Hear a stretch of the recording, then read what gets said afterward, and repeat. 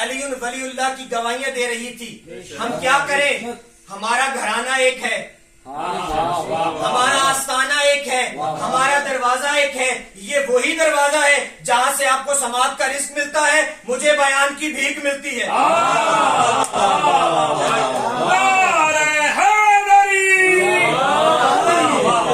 سماعت بیدار ہوئی چار مسلم سماعتوں کی نظر کہ شجر جب حرف زن ہوتے ہیں، شجر جب حرف زن ہوتے ہیں غنچے بول پڑتے ہیں. علی کا ذکر آ جائے تو سجدے بول پڑتے ہیں. علی کے ذکر میں یارو تقیہ غیر ممکن ہے، زبانیں چپ بھی ہو جائے تو چہرے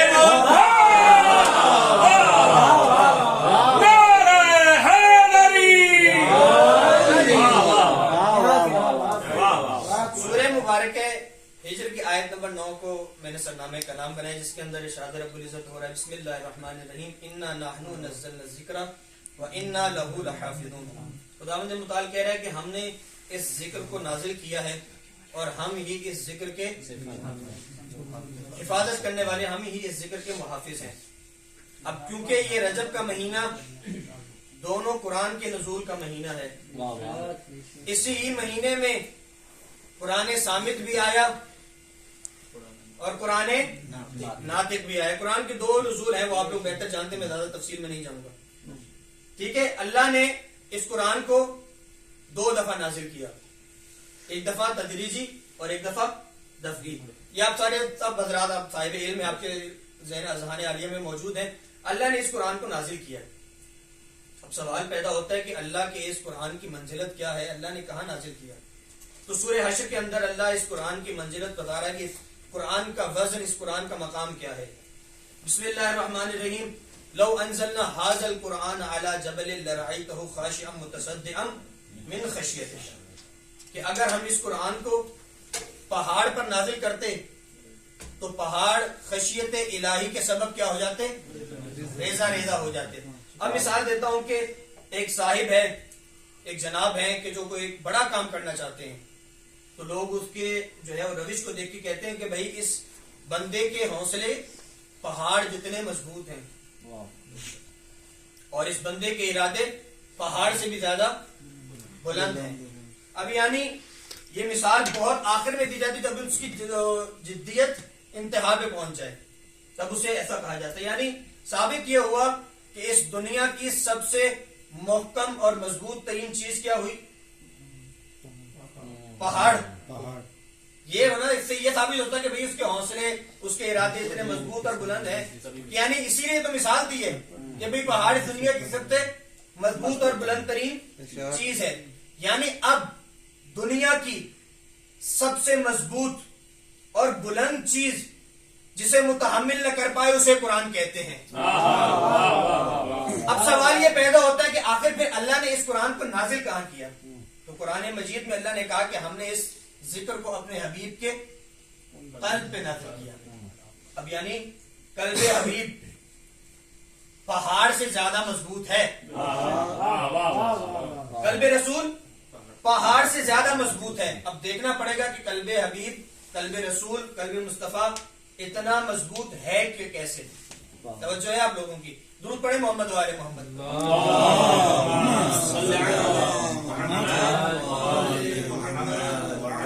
اب اسے قلب حبیب کو سمجھنے کے لیے معراج پہ چلنا پڑے گا. چلیں گے میرے ساتھ؟ بسم اللہ الرحمن الرحیم سبحان الذی اسری بعبدہ لیلا من المسجد الحرام الی المسجد الاقصی، کہ بابرکت اور منزہ ہے وہ ذات کہ جو لے گئی اپنے عبد کو راتوں رات مسجد حرام سے مسجد اقصی کی طرف. اب رسول کو جبریل لے کے چلے پہلے آسمان پہ، دوسرے آسمان پہ، تیسرے آسمان پہ. اب چوتھے آسمان پہ پہنچ کے جبریل رک گئے. کہا یا رسول اللہ اب یہاں سے آگے کا سفر آپ کو خود کرنا ہوگا. رسول نے پوچھا وہ کیوں جبریل؟ کہا میری حدود معین ہے، اگر اس حدود سے ایک بال برابر آگے جاؤں گا تو جل جاؤں گا. یہ ہے عرش الہی، جہاں جبریل جیسے فرشتے کی حدود معین ہے، اگر تجاوز کرے گا تو جل جائے گا. ایک عرش ہے زمین پر، جسے در سیدہ کہتے ہیں، اگر جلا ہوا فرشتہ آتا ہے تو شفا یاب ہو کے جاتا ہے. درود پڑھے محمد والے محمد. اللهم صل على محمد وآل محمد وعجل فرجهم. اب رسول چلے، پہنچے 7ویں آسمان پر اور آگے بڑھے، کعبہ قوسین و ادنیٰ کی منزل پر آ گئے. اب قلب حبیب کو سمجھنا ہے، اس لیے معراج پر آئے ہیں، یہ ذہن میں رہے. اب جب اللہ کے سامنے پہنچے، ایک تیر کمان کا فاصلہ رہ گیا. اب اللہ نے اپنے حبیب سے کہا، اے میرے حبیب تم پر ہمارا سلام ہو. اب رسول نے سلام کا جواب بھی دیا اور ایک سوال بھی کیا کہ بار الہ، مجھے ایسا محسوس کیوں ہوا کہ جیسے مجھ سے بات میرا بھائی علی ابن ابی طالب کر رہا ہے. اب قلب حبیب کو سمجھیے گا. اب اللہ نے جواب دیا، اے میرے رسول، میں نے انسانوں سے جب بھی کلام کیا تو تیرے لہجے میں کلام کیا. قرآن کا لفظ لفظ اللہ کا ہے، آیت آیت اللہ کی ہے، سورہ سورہ اللہ کا ہے، پورے کا پورا قرآن اللہ کا ہے، مگر لہجہ رسول کا ہے. توجہ، اللہ نے کہا، اے میرے حبیب، میں نے جب بھی انسانوں سے کلام کرنا چاہا تو تیرے لہجے سے کیا، لیکن اب کلام کرنا تھا تجھ سے. تو میں نے سوچا کس کے لہجے میں ہو، تو پھر میں نے روئے زمین پہ ایک نگاہ لگائی تو کوئی ایسی شخصیت مجھے نظر نہ آئی کہ جو میرے حبیب کے قلب کے نزدیک ہوتی. پھر میں نے تیرے قلب میں جھانک کر دیکھا تو تیرے دل میں یا میں تھا یا علی ابن ابی طالب. تو اسی لیے اللہ نے کہا کہ میں نے انتخاب کیا کہ جب اپنے حبیب سے کلام کروں تو علی ابن ابی طالب کے لہجے میں کلام کروں. درود پڑھے محمد والے محمد پر.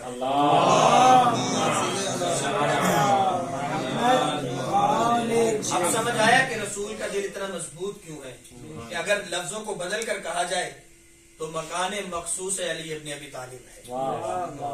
اب سوال یہ ہے کہ اللہ نے اس قرآن کو نازل کیا، ٹھیک ہے. اب ایک روایت کا سہارا لوں گا میں کہ ایک شخص رسول خدا کی خدمت میں آیا اور کہا کہ یا رسول اللہ، آپ پر جبریل کتنی مرتبہ نازل ہوئے؟ توجہ ہے، یا رسول اللہ، آپ پر جبریل کتنی مرتبہ نازل ہوئے؟ تو رسول نے کہا 6000 مرتبہ. تو کہا ٹھیک ہے یا رسول اللہ، آپ پر 6000 مرتبہ، علی پہ کتنی مرتبہ نازل ہوئے؟ تو رسول نے 1 سیکنڈ کے کروڑویں حصے میں بھی نہیں سوچا، کہا 12000 مرتبہ. کہا یا رسول اللہ، آپ پر 6000 مرتبہ، علی پر 12000 مرتبہ، یہ کیسے ممکن ہے؟ تو رسول جلال میں آئے اور کہا کیا میری وہ حدیث بھول گیا ہے کہ جس میں میں نے کہا انا مدینۃ العلم وعلی بابها، میں علم کے شہر کا دروازہ ہوں، میں شہر علم ہوں اور علی اس کا دروازہ ہے. جب کوئی بھی اس شہر میں آتا ہے تو دروازے سے آتا ہے اور دروازے سے جاتا ہے. جبریل جب مجھ پہ آیت لے کر آتے تھے پہلے علی سے ملتے تھے، پھر میرے پاس آتے تھے. جب واپس جاتے تھے پہلے علی سے مل کے پھر واپس جاتے تھے. درود پڑھے محمد والے محمد.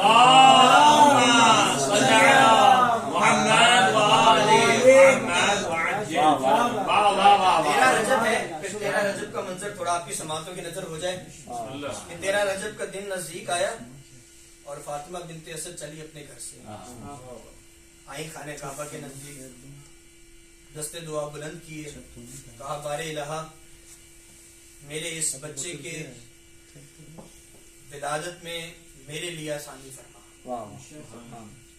جیسے ہی بیوی نے یہ دعا کی تو آپ کے اذہان عالیہ میں ہے کہ در بنا، فاطمہ بنت اسد گئیں، ولادت ہوئی، 13 رجب گزر گئی، 14 گزر گئی، 15 گزر گئی، لیکن بچے نے آنکھیں نہیں کھولی.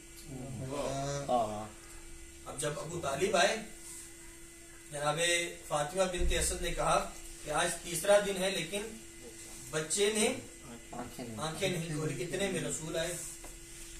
رسول نے کہا لائیے چچا اس بچے کو میرے حوالے کیجیے. اب جیسے ہی آغوش رسالت میں امامت پہنچی، توجہ ہے، آغوش رسالت میں جیسے ہی امامت پہنچی، امامت نے آنکھیں کھول کے رسالت کا دیدار کیا. اب یوں کہوں کہ شمس رسالت کو دیکھ کر कमरे इमामत ने आंखें खोल कर दीदार किया। वाह अब जैसे ही अली ने आंखें खोली तो रसूल ने कहा, या अली, हमारा दिल चाहता है कि आपकी जबान से कुछ सुने। अब अली ने कहा, या रसूल अल्लाह, आप बताइए, तौरात सुनाऊं, ज़बूर सुनाऊं, इंजील सुनाऊं, या वो कुरान सुनाऊं जो अभी नाजिल भी नहीं हुआ? क्योंकि मोमिनों के अमीर थे। फिर उस सूरा का इंतखाब किया कि जिसकी इब्तिदा में ही अल्लाह ने मोमिनों के लिए बशारत दी। कामयाब है कौन? कि जो ईमान लाए हैं। अब रसूल ने वापिस अली को अबू तालिब को दिया। जनाब अबू तालिब अपने बेटे को लेके घर की तरफ चलने लगे। बस ये आखिरी फिक्रा और आखिरी इबादत तमाम। अब जनाब अबू तालिब अपने बेटे को लेकर घर की जानिब बढ़े। जैसे ही बढ़े तो सहने मक्का में, सहने हरम में जो है वो काफी अबू खड़े हुए थे। उन्होंने बढ़कर जनाब अबू तालिब से कहा, ए अबू तालिब, तुम इस मक्के के सरदार हो, तो तुम्हें मक्के के रसूमात से आगाही होनी जरूरी है। कहा, वो क्या? कहा कि जब भी कोई बच्चा पैदा होता है तो उसे इस पत्थर पर लिटाया जाता है। तो अभी जनाब अबू तालिब ने एक लम्हा भी ना सोचा, अपने बच्चे को उस पत्थर पर लिटाया। अब जैसे ही लिटाया, एक अजदहा आया और आकर अपना फन फैलाया। तवज्जो है, एक अजदहा ने आके अपना फन फैलाया। अब जैसे ही अबू तालिब के लाल ने उस अजदहा को देखा, अपने दोनों हाथ की उंगलियों को उठाया और कल्ले अजदर को छुआ। अब जैसे ही ये मंजर जनाबे फातिमा बिनते असद ने देखा तो बेसाख्ता का हैया दर्रा, और इतना कहा हैया दर्रा कि जो बन गया है दरा। अब जनाबे अबू तालिब ने अपने लाल को उठाया और चलने लगे। फिर किसी दूसरे ने बुलाया, कहा, अबू तालिब रुक जाओ। इस बच्चे ने वो पैमाना तोड़ दिया कि जिससे पता चलता था कि हलाल ज्यादा कौन है, हराम ज्यादा कौन है। तो रसूल खुदा आगे बढ़े और कहा, चचा इनसे कह दीजिए कि कयामत तक के लिए अब पैमाना यही बच्चा है। जो इसे देख के मुस्कुराएगा वो हलाल ज्यादा होगा, जो इसे देख के मुरझा जाएगा वो हराम ज्यादा होगा। मैं मिसले बूजरो कंबर अली अली करके जगा रहा हूँ मुकद्दर अली अली करके। हलाल खून किसका है, हराम किसका है, मैं देख लेता हूँ मुंह पर अली अली करके। आखिर में दुआ गो उनके परवरदिगार दो आलम